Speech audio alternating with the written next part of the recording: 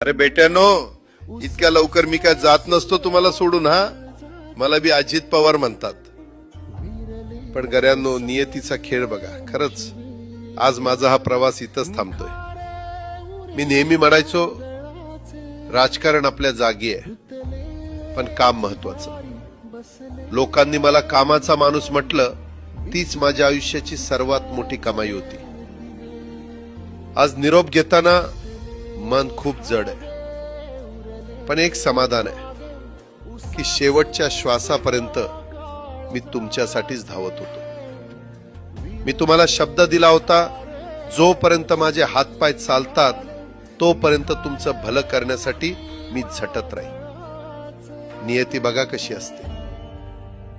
आज माझ्या हक्काच्या बारामतीच्या मातीत तुमच्या सेवेसाठी येत असतानाच माझे हातपाय कायमचे विसावले.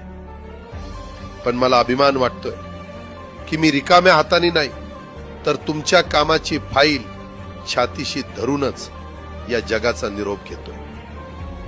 शेवटच्या क्षणीही माझ्या डोळ्यासमोर फक्त तुमचा चेहरा होता. माझा स्वभाव थोडा रोखठोक होता.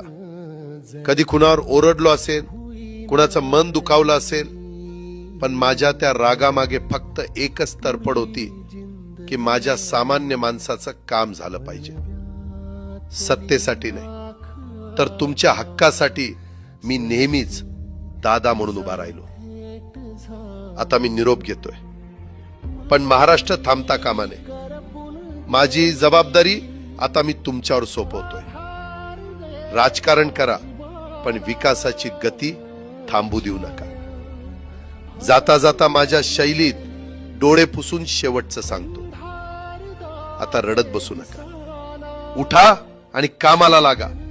माझा महाराष्ट्र आपल्याला अजून खूप पुढे न्यायचा आहे. तुमचाच कामाचा माणूस अजितदादा पवार. सुटले धागे उरले मागे उसास